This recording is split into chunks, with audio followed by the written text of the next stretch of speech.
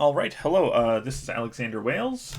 What are we doing today? Today is Exclusions document again. Stream number 6. Starting at about 9,000 words. Last time I did part of this, and just was not really feeling it. I guess. Hello. Um, I think so. I've often felt that part of the writing process is thinking, and you can do that when you're not at the keyboard. So you can just plan everything out before you sit down and then just type at like 30 words per minute. That's usually the way to do it. Here I need to think about this one a little bit more. So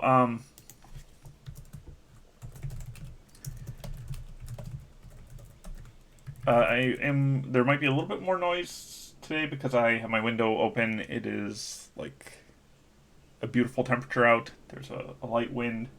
So you might be able to hear the birds a little bit more than normal.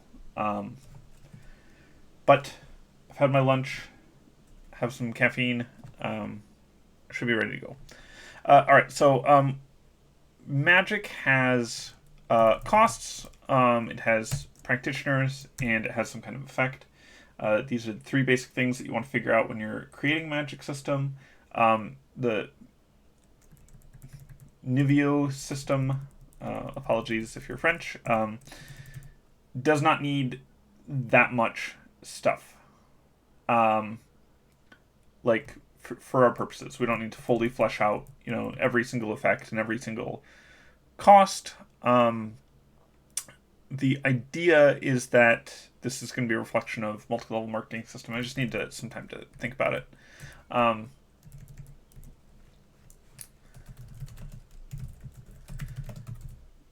And I will start writing out some of the stuff that I thought of in the history section. In terms of, I guess I will just put some brief thoughts here. Magic has an effect. This is just going to be D&D grab bag, but lower power.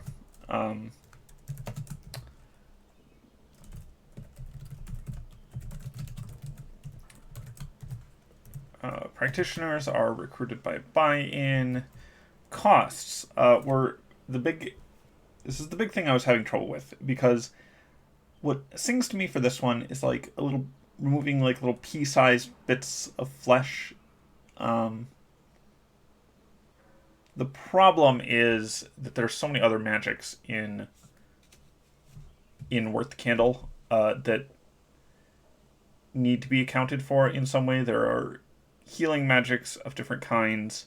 Like so removing like a pea-sized chunk of flesh is not super costly. So that could be fine potentially, but we're gonna make this run on. I'm just gonna put several. I like the idea of people like withering away and trying to recruit other people in, because that's the only way that they can like get better.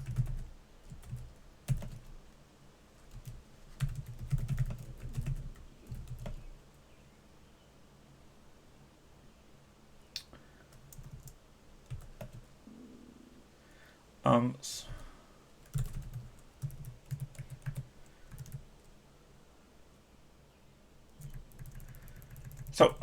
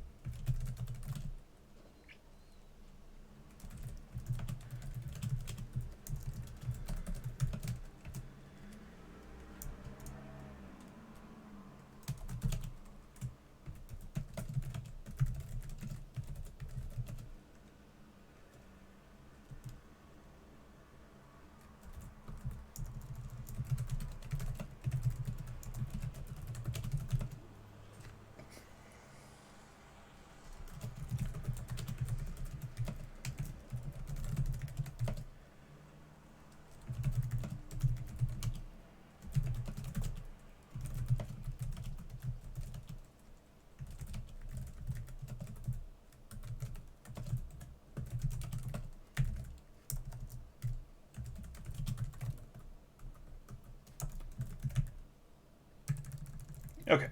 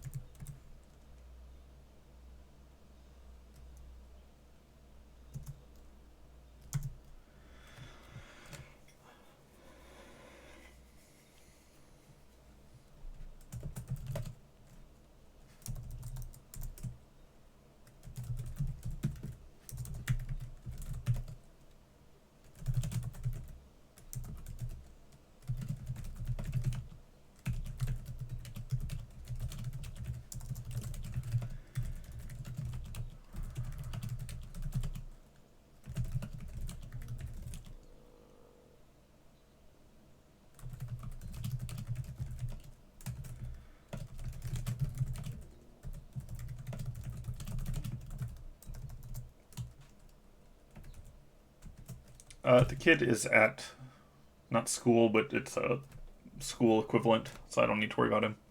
I don't take stretch breaks. I do take water breaks.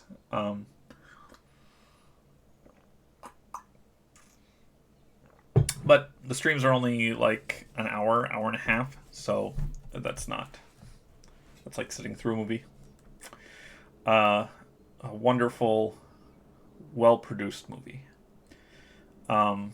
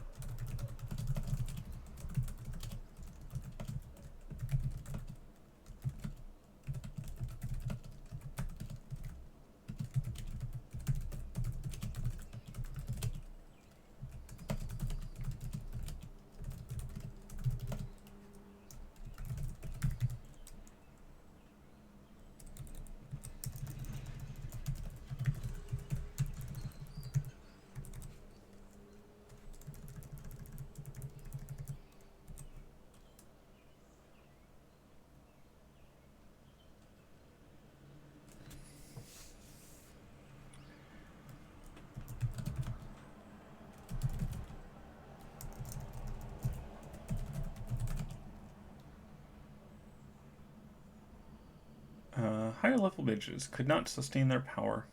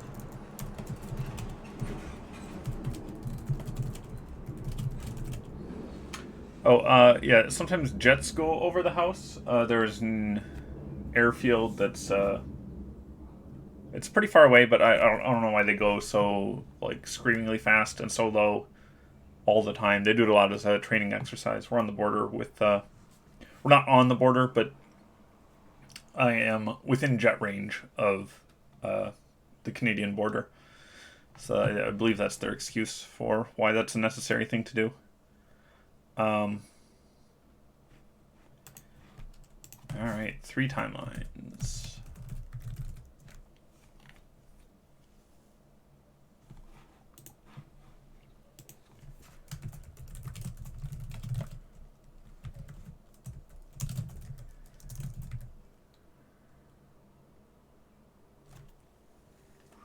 Does it scare pets? I have 2 cats. The cats do not notice basically anything.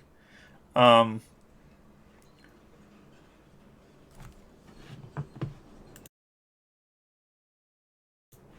the cats notice the deer in the backyard. All right, I'll just be muted for a bit.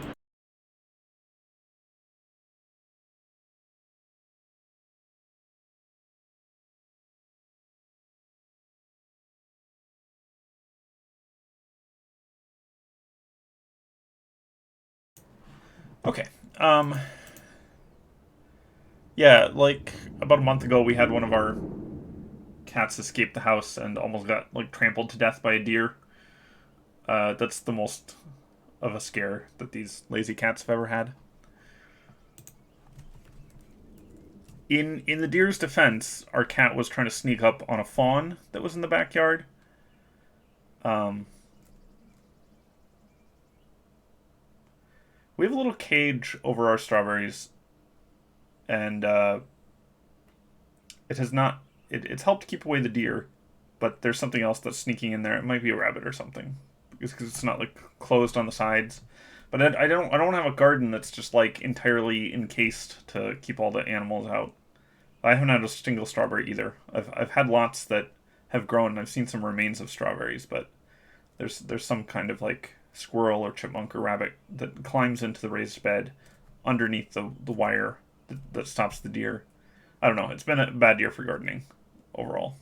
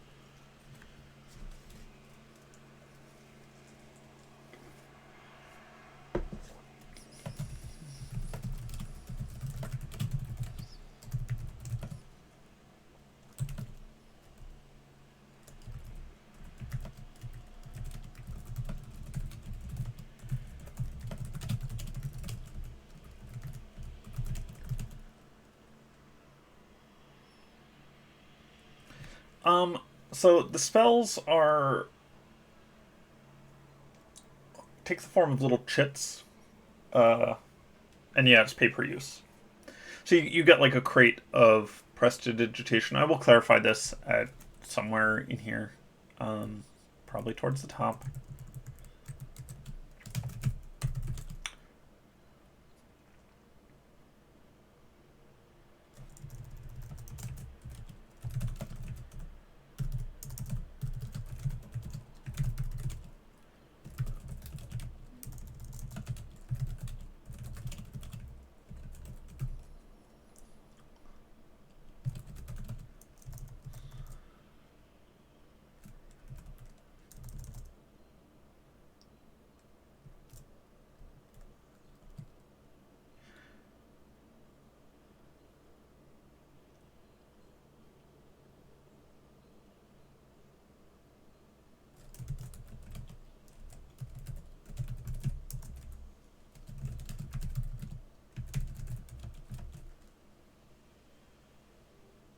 Yeah, you can't just cast whatever you acquire. It's sort of like,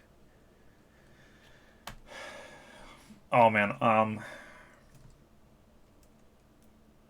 was gonna look up a multi-level marketing scheme, but there are like different tiers based on sales and how many people you have downstream and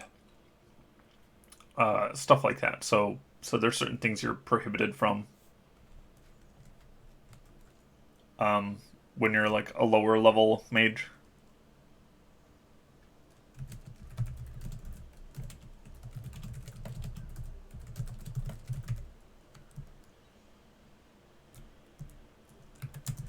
Put these in the past tense.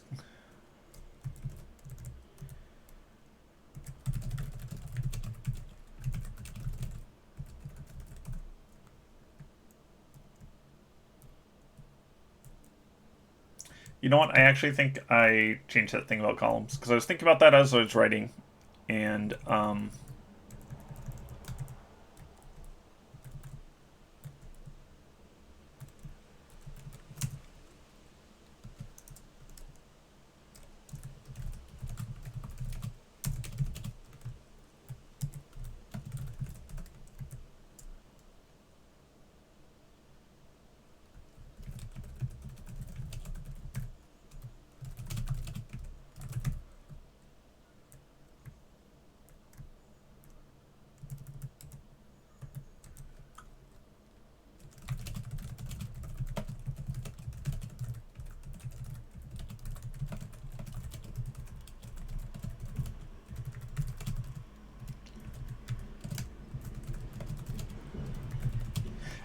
so sorry. Well, the reason that this is being changed is there is already a golem's exclusion zone. We could just say those were those golems.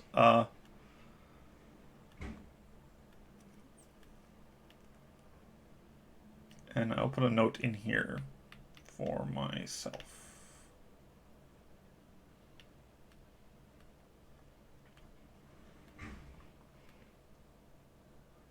If I can find it.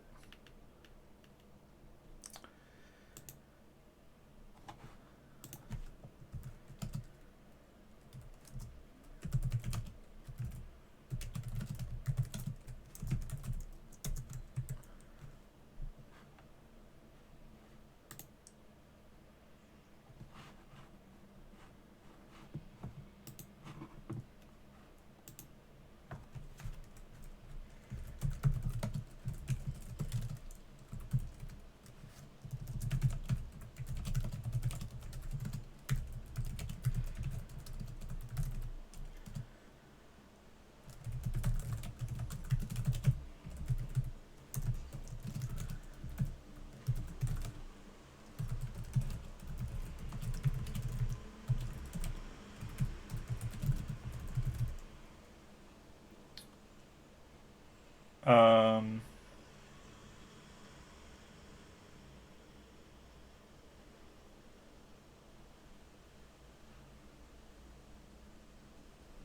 how are rights for spells transferred? Magic just knows. It's one of those things that is mediated with magic, which is fine. Like there's already that structure within Worth the Candle to handle that kind of stuff. Having the soul is a very useful concept for a magic system, in my opinion.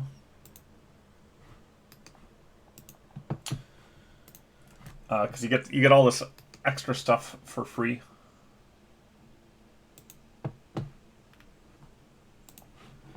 Okay. And now we're at this part. Freak exclusion to one critical.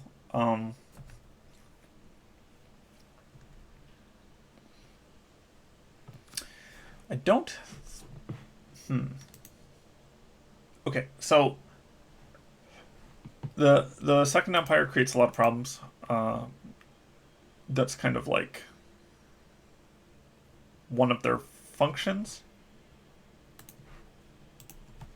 We're gonna say that this is actually post Second Empire collapse, though. Oh, I got a cat who wants to be petted. Just one sec.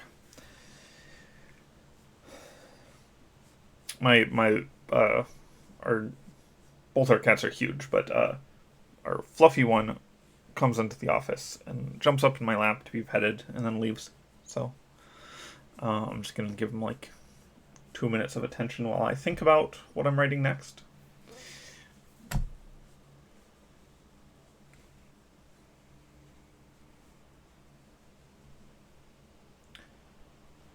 Yes, crates of spells just pop into existence. So like you order you pay the costs or whatever. There's some mental interface. I mean, there needs to be for the magic to function, which is fine. Like that already exists within the canon of Worth the Candle. It's not some wild extra thing. And you get like a crate of prestidigitation, or you get a crate of magic missile or something. More likely to be things that are utilitarian rather than, at least at the low levels, rather than with combat applications. All right.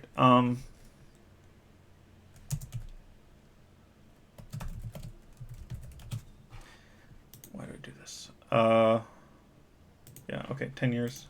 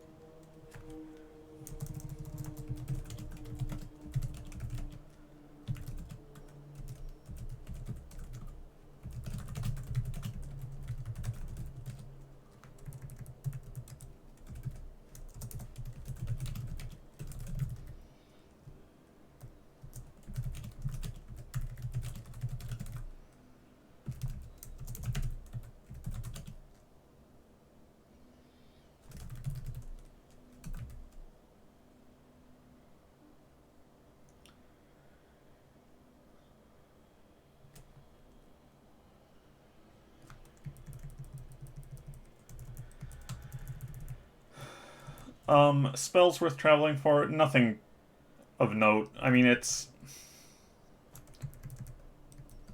nothing that I'm going to add here.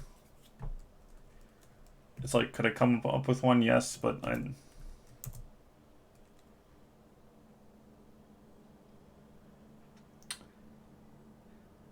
that will be this section.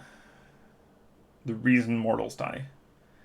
It's basically that you get automatically enrolled in the system, and then you automatically pay for a bunch of stuff, and then it's enough payment to kill you.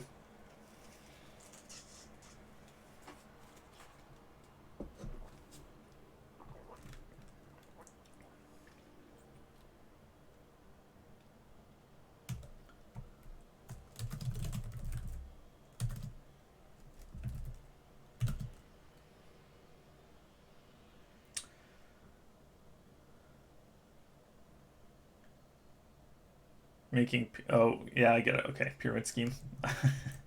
Sure. I'm not sure I'm going to add that, but it is cute. uh, okay, in the modern day...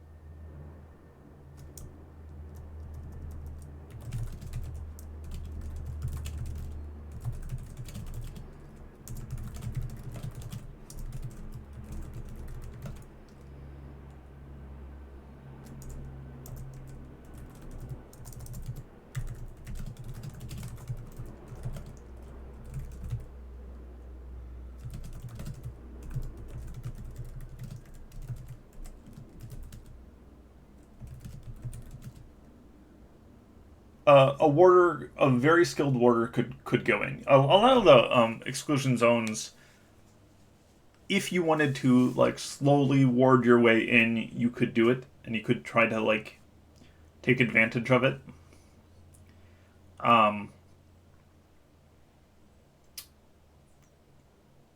I think one of the things that makes an exclusion zone interesting is thinking about the ways that you could still exploit it somehow, or that it could still be like functionally useless.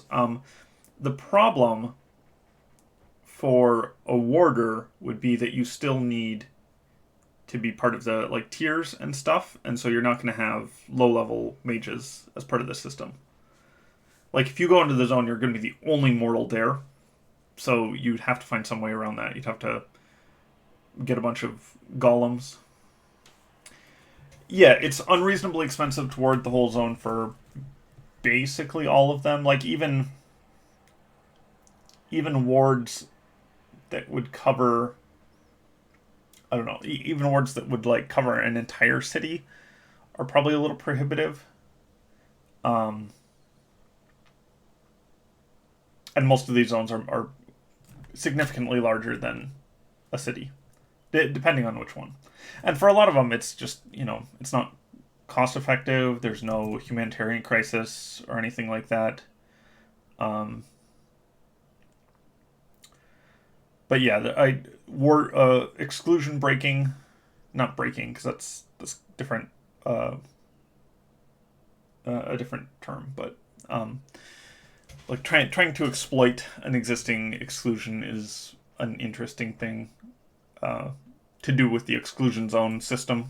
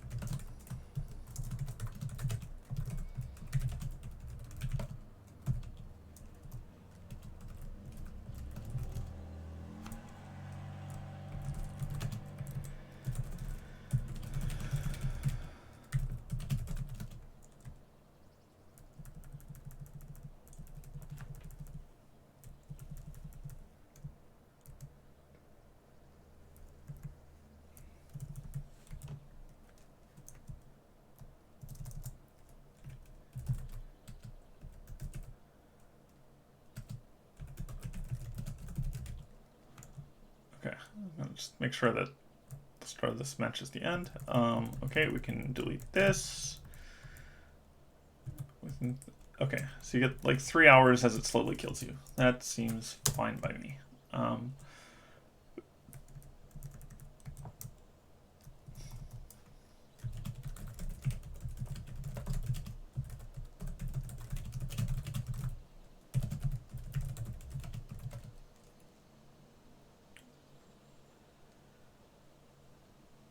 Effect strength does matter towards.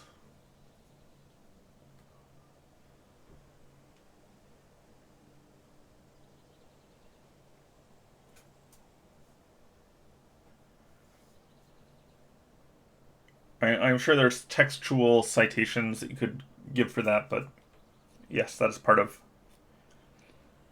wards.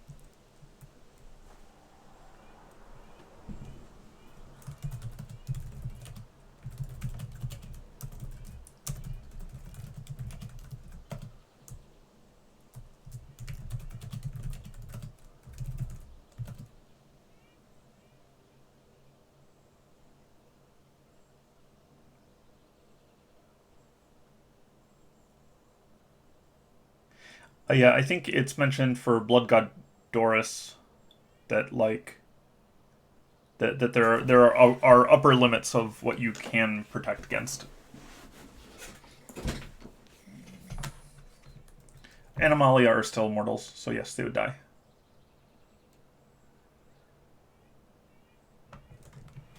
I mean, it's not that you're immortal that kills you; it's that you're, like sentient being. I guess it like doesn't kill the golem. Well, okay.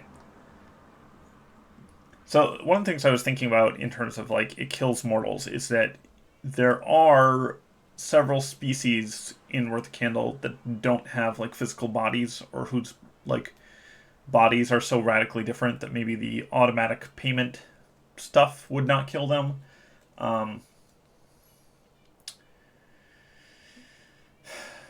I don't know what to do with that as far as the sentry goes.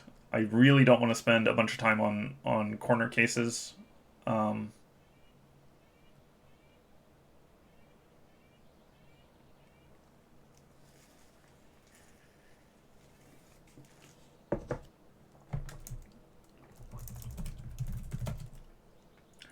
like the typical exclusion entry should only have like super relevant corner cases. Because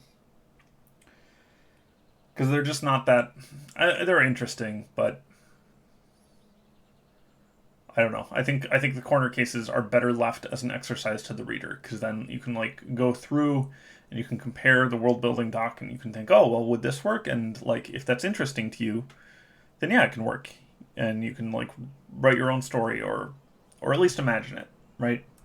But like going through and doing that stuff is not. I don't know. Valencia could just wander in and hang out with the golems. The golems don't work anymore. They're now excluded. But yes, she could wander in and have no problem.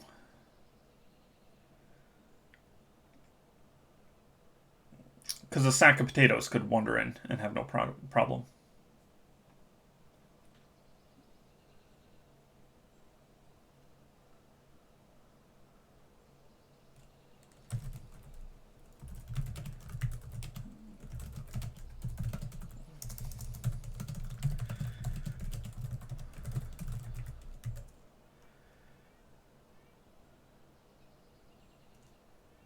All right. I also do like, or at least appreciate, that this zone has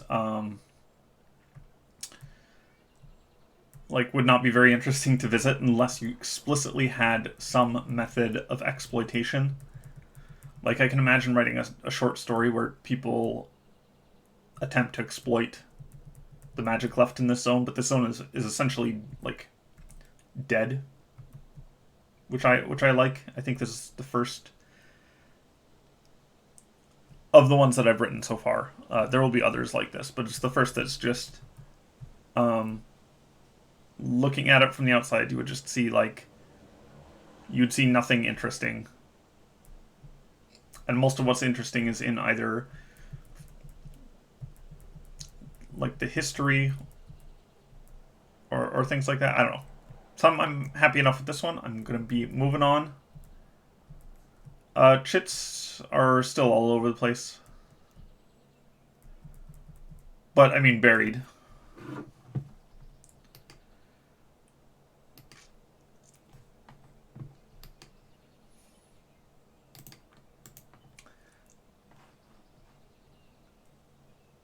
Okay.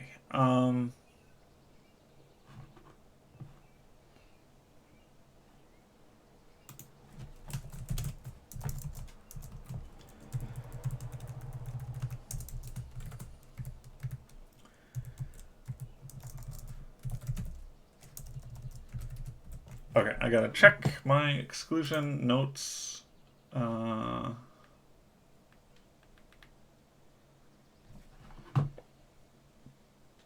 Major.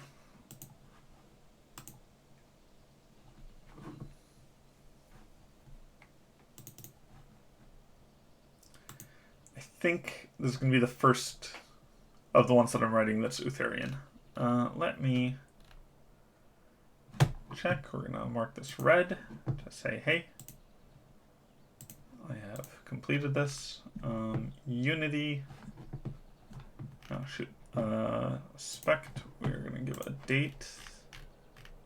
Try to remember to do that. 91.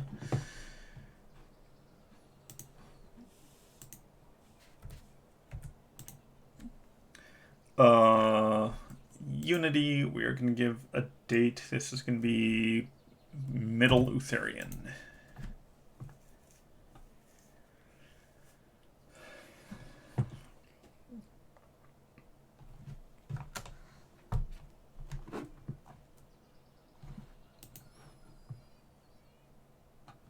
Oh yeah, Clay Magic is 399 if I remember correctly, and it was up here somewhere.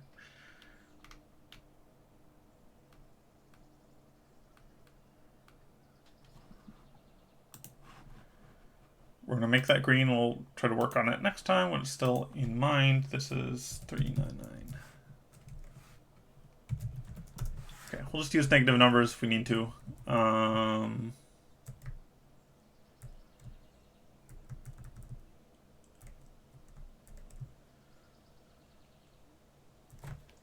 Okay. Did I literally just go past that? 24. Okay.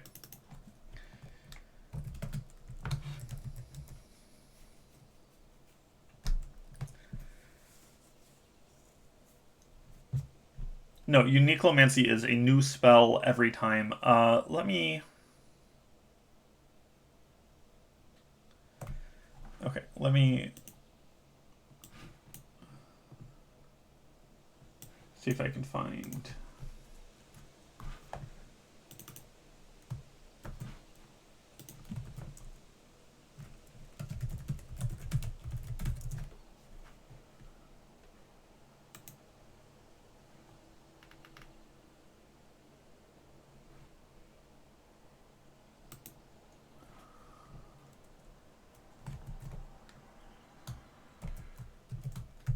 Sorry, I'm just looking something up. Okay, let's bring this back. This is my this is a post. Okay, so I will answer this question in just a sec, but this is basically R9K magic.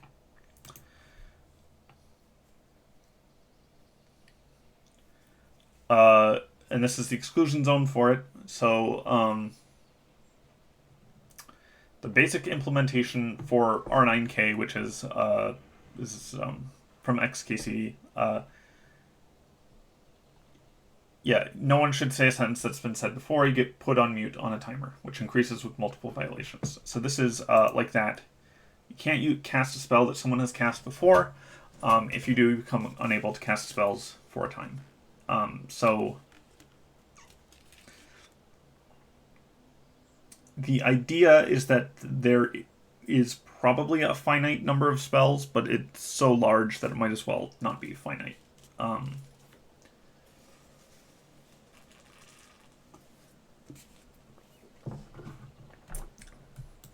And I think that these are going to be Utherian enemies. And then this gets excluded because it served its purpose in the narrative. Like on a meta level.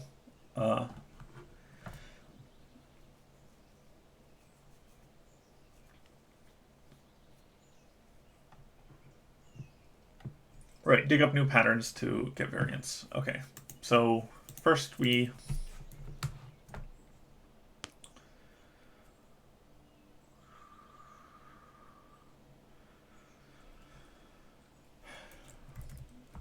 Okay, I think I'm going to start with history this time because what makes this zone dangerous, if anything, I guess.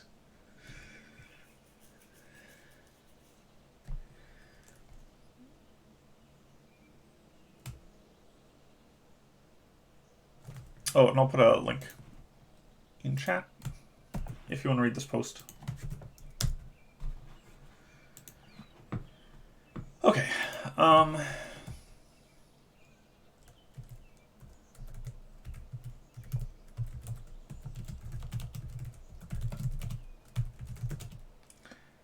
didn't say the reason for exclusion. I'm gonna get to that later because I don't know yet.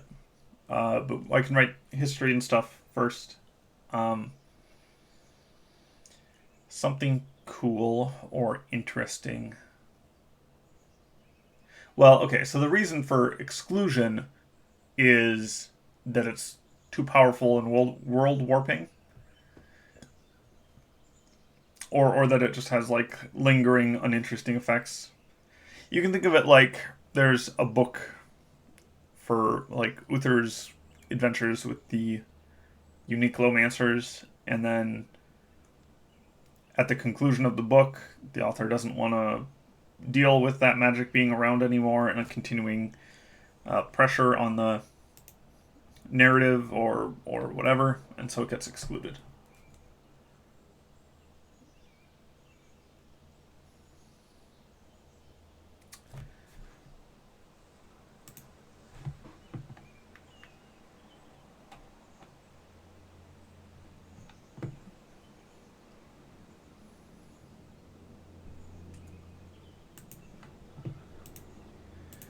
Okay.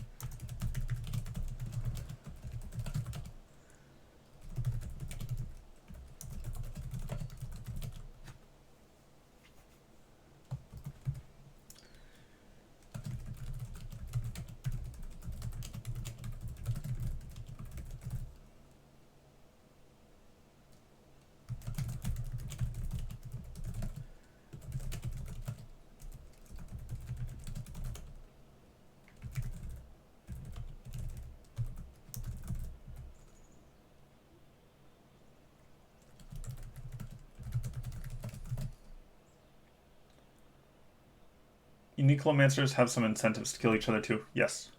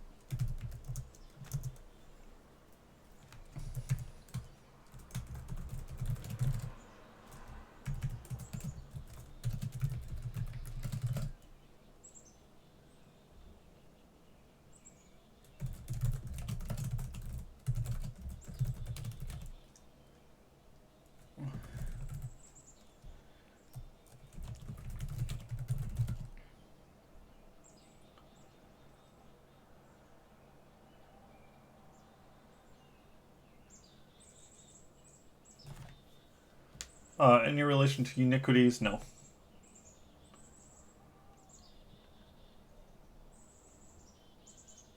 Was the casting successful? Yes. Like, obviously it can go either way, but I think it's more interesting to cast a spell that you know is going to give you a big penalty, and that's just the price you're willing to pay at that time.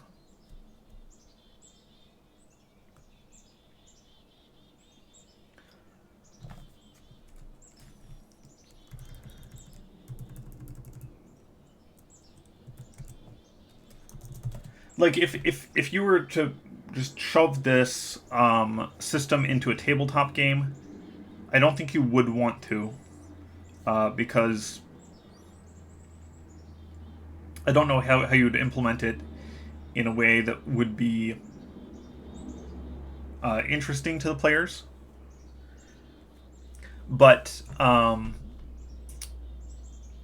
I do think there is something that's there's like an interesting player choice type of thing where you can cast a spell that you know you've cast before, or that you know is likely to be one you've cast before, because you like really need to use it at that moment, and you know that you're going to get penalized for it, and you're going to be out of the action for like, I don't know, an hour or a day or whatever it's going to be, and then because the penalties increase with time, you know that it's going to be worse next time. That's interesting to me. That's an interesting tension to the Magic.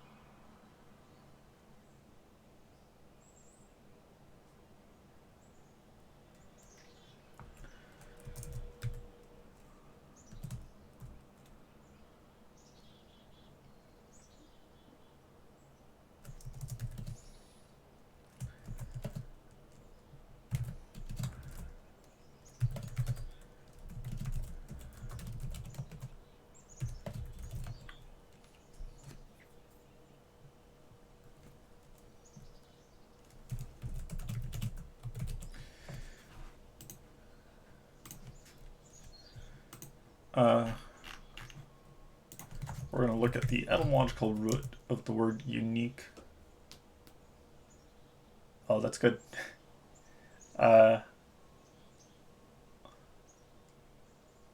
Like unique already means unity. Do lockout durations get reset?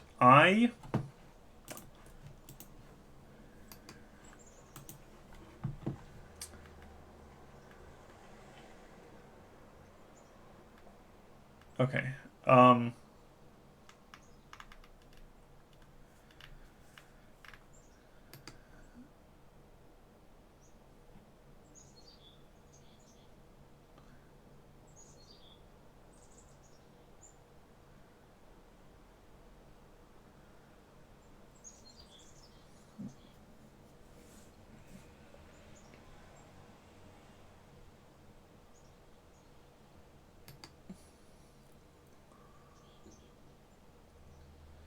Yeah, in the original implementation, your mute time decays.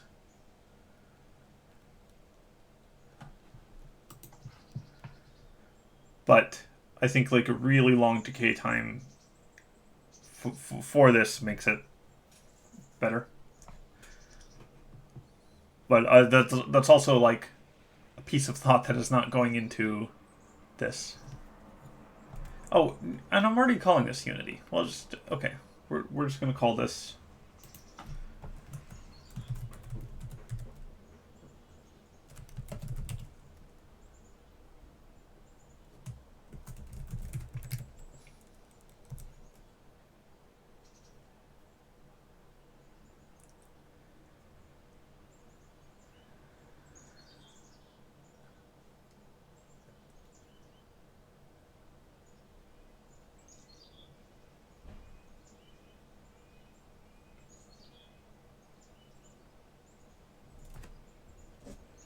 Yeah, the exact like numbers, I'm not gonna spend time on. But like in theory, if I were using this as like a linchpin for, if I were actually writing like Uther and the Uniclomancers, I would try to figure out the best, most compelling lockout times, decay durations, the precise bounds of the power. Like I really like the idea of like different hues of fireball, or like different like angular widths of the cone, and you needing to keep track of all of that, and like know the whole space of Uniclomancer history.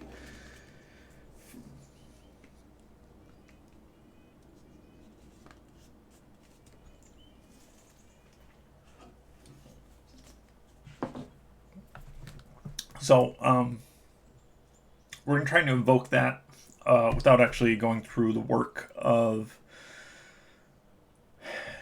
having to figure out exactly what it means, which is the best way to write, in my opinion.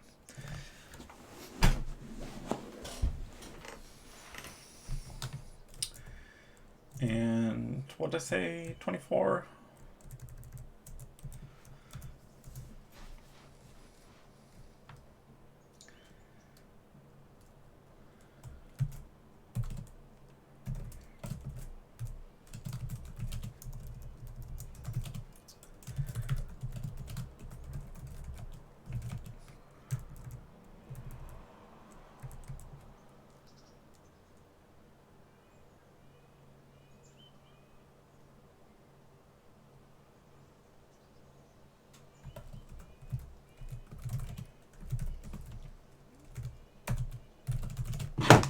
Okay, gotta check my timelines again. First Empire.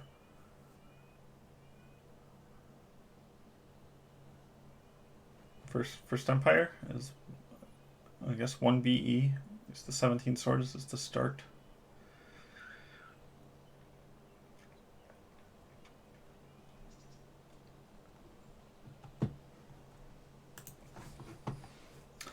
And yeah, this would be like a total footnote in the Utherian saga.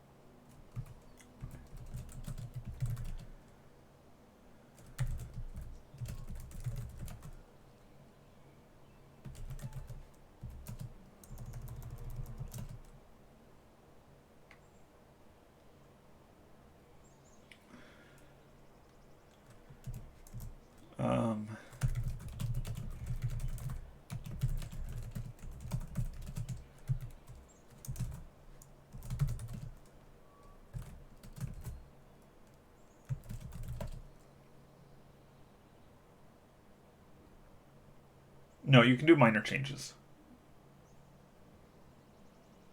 I am still alive. No, I will be ending, let's say 20, 30 minutes is my guess. I do want to get this one done, and then I gotta go write some more. This used to be about dungeons, and then maybe like go for a walk. It's a nice day here. Get like a hike in or something while the weather's good.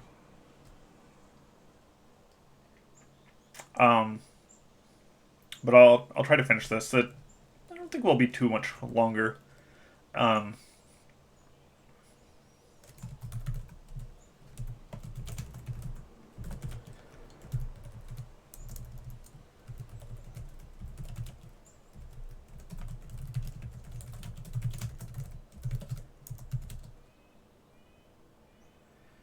well, there's lots of birds. It's more the weather is nice. It's like 75 degrees here, which is 24 Celsius, something like that.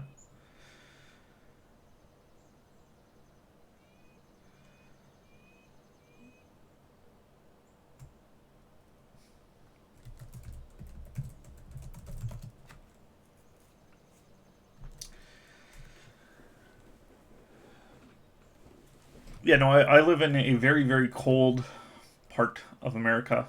Um, but as a bonus, my summers don't get too hot.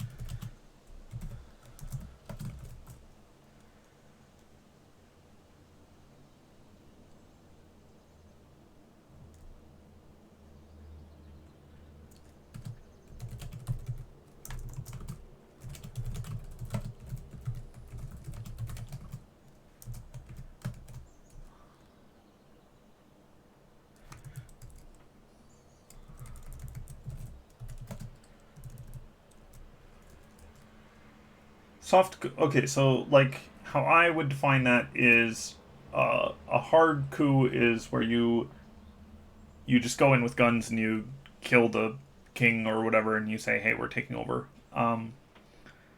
A soft one would be that you use your obvious might to do the coup. Like there is more an element of like legalistic maneuvering and procedural stuff. Um, Now, like why they do this, I don't know how fleshed out this will be or needs to be, but I like the idea that yeah, well, okay, so there's very varying levels of like political. Um, you can have political backed up by martial is pretty common, at least from my understanding of history. Um,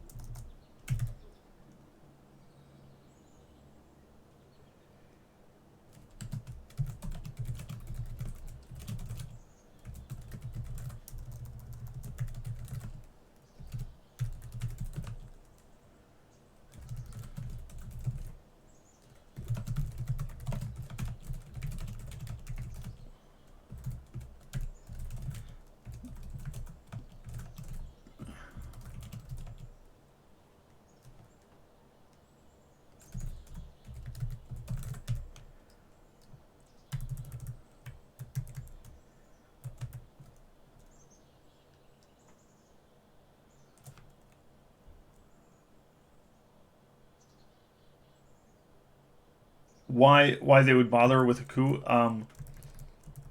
In this case, like my the idea for me is that unique clemency is geographically located, so this particular kingdom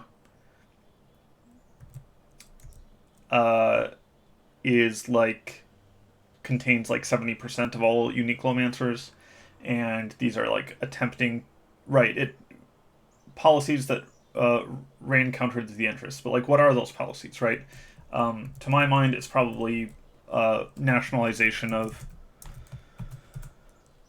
the practice. I mean, not necessarily regulation because they already like self-regulate.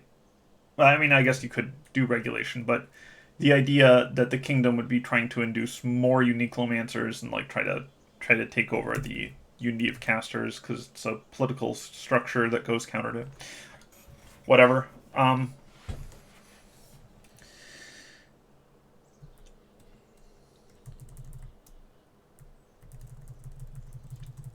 Right.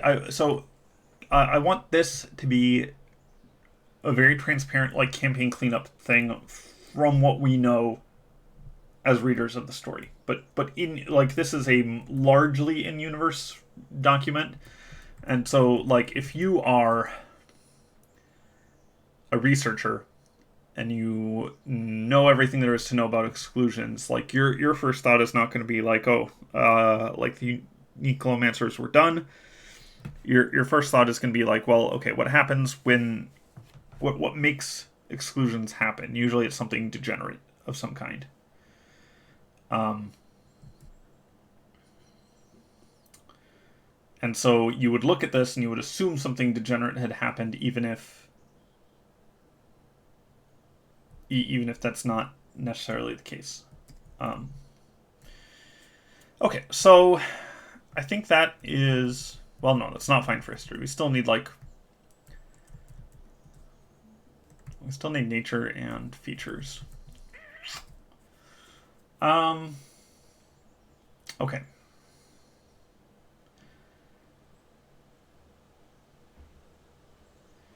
Here I'm going to do something that I don't normally do.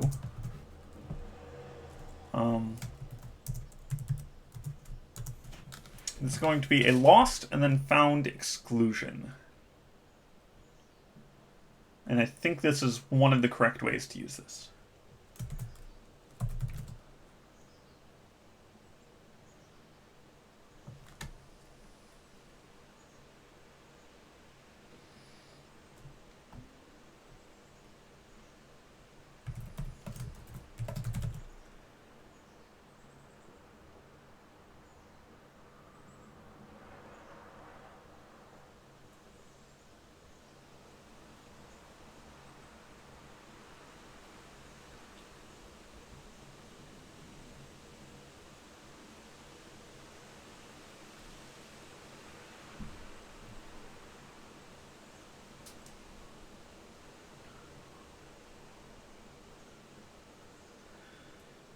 Okay. Sorry, I'm just yearning to go outside. But I gotta finish this. And then I gotta work on dungeons. And um,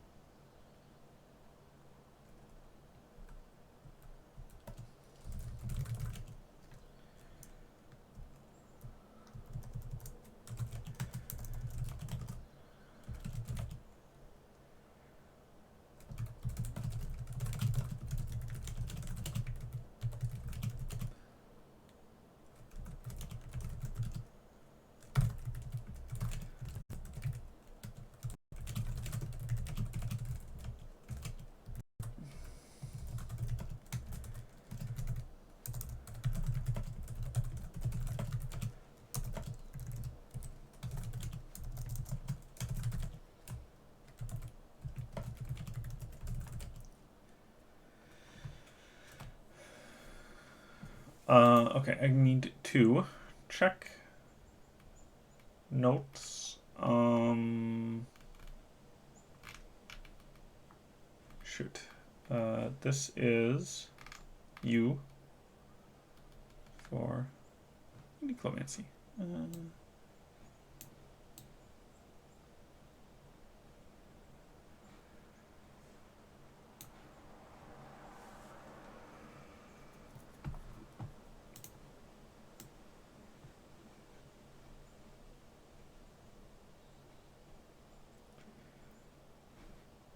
Okay.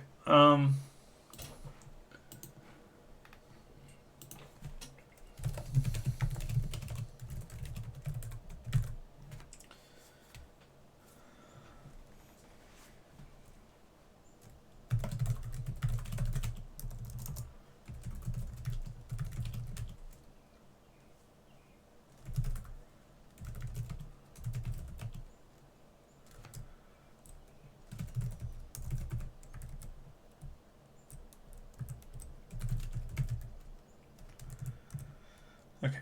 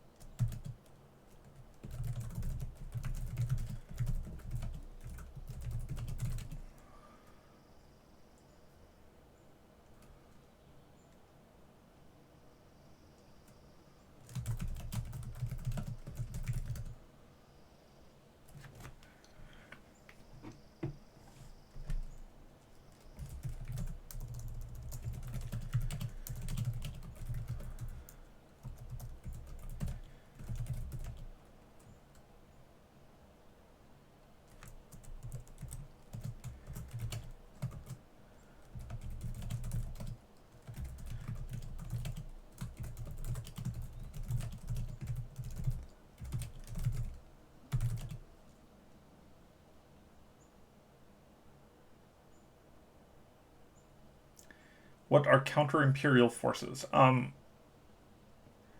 a lot of people who didn't like the Second Empire. Well, okay, they're not technically rebels, so just a sec. Let me finish this sentence.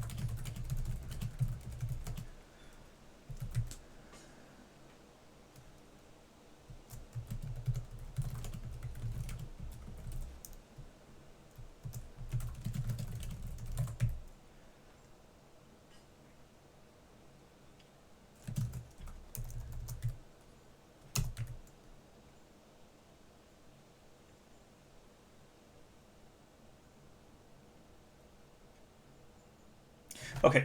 So what are counter-imperial forces?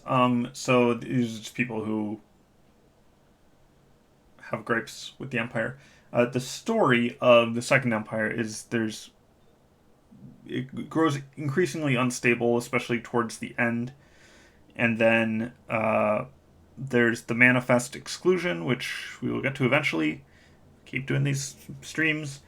Um, and at that point, that's a decapitating strike for the Second Empire, but it doesn't completely destroy the Second Empire. It only weakens it sufficiently that um, that people are capable of sustaining rebellions and taking back their countries from imperial forces. So the Second Empire like officially ends in like 324 FE.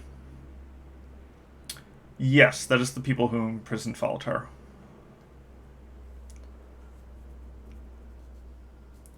Um,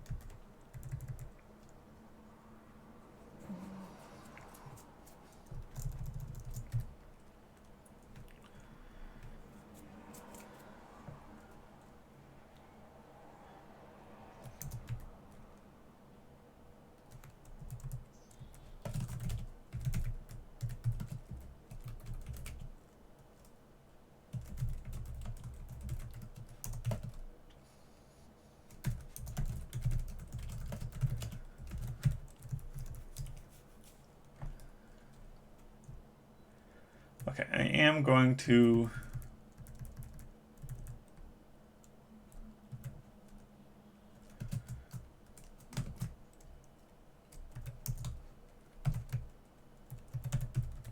add some stuff about geolocation.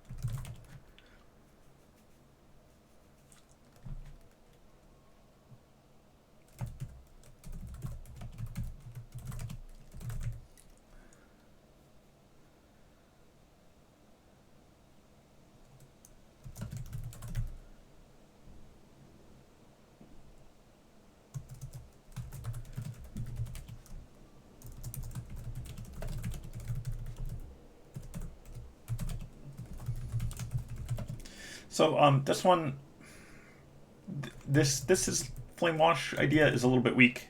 I think I'm gonna keep it anyway because you just gotta do it. Maybe I'll come back to it if I think of something better. Um, ideally, you can see the line that you would draw from whatever magic it is to whatever the exclusion is.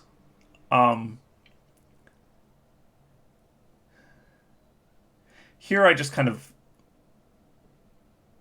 like this idea, I guess. But I do think that it is relatively weak in the context of what the rest of this exclusion note is about. Yeah, we'll get to the fire stuff. That's what this sentence is.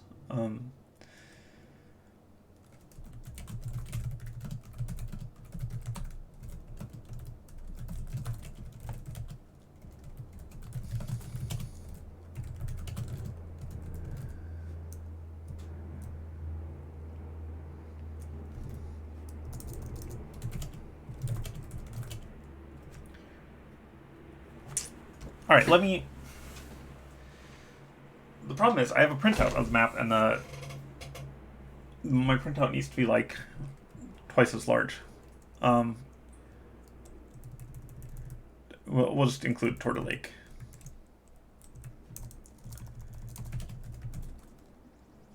What I need to do is I need to find it on this map, which is going to be like next to impossible.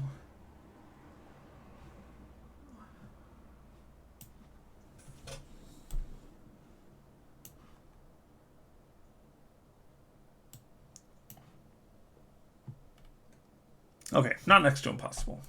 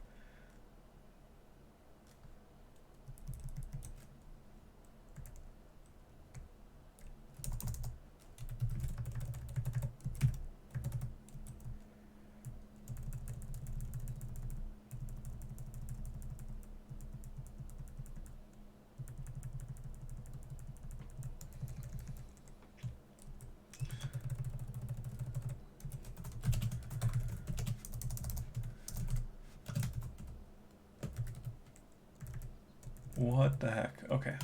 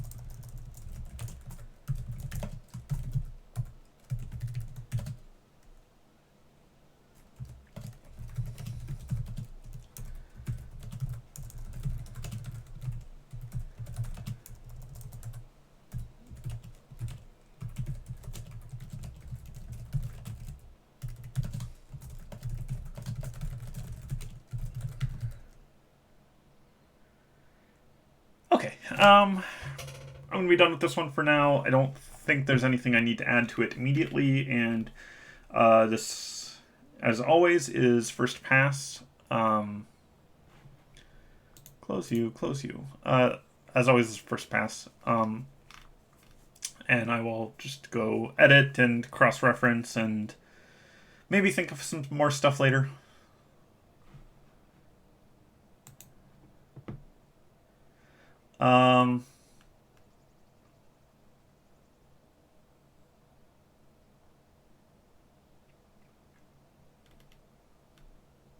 I generally like this one. I think it's like some neat history. It's a neat magic system.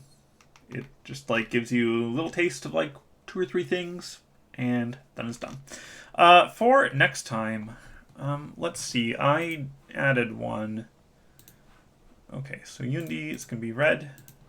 Stream is going to end in like 5 minutes.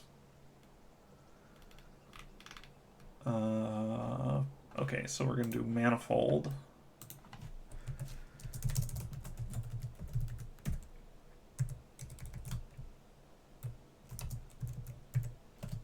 Okay, whoops. Yeah.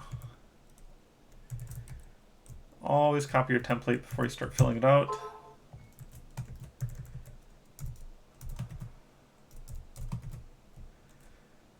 We'll do okay, you know what, we'll do manifold because that's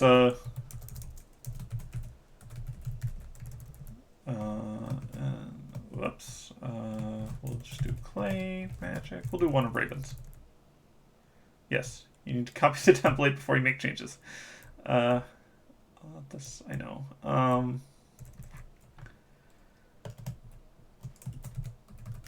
And then dibbling.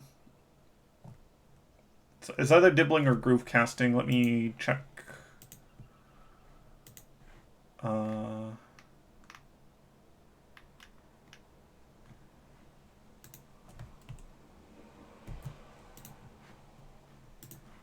I'm just gonna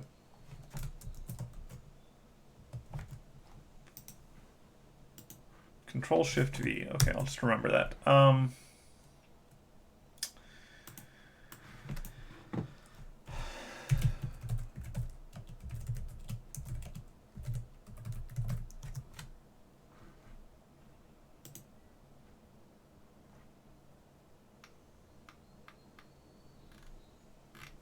Sorry, I'm just trying to find the entry for dibbling.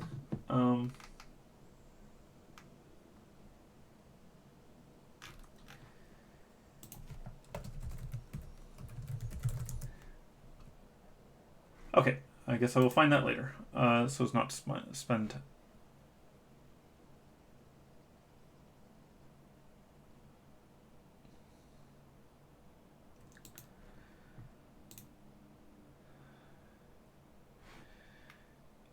Time on it.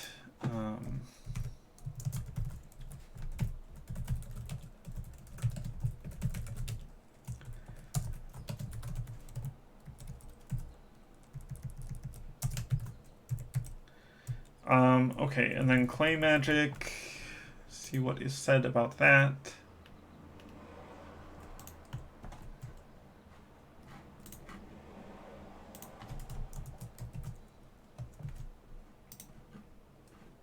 Nope. Control-Shift-V. And it's still for some reason bold. Okay, and this one we know is $3.99. And this one's late Second Empire. Okay, we are all set up for next time. Thank you for joining me on the stream. I think this went better than last time. I think I was just off on spec a little bit. Get these 2 done and then keep rolling. This has been stream number 5, I think, maybe 6. Slowly getting there. Slowly getting this list filled out. Slowly, but there's quite a bit more red than when we started. So, all right. I will probably be streaming tomorrow, same time. Thanks for joining me. Bye.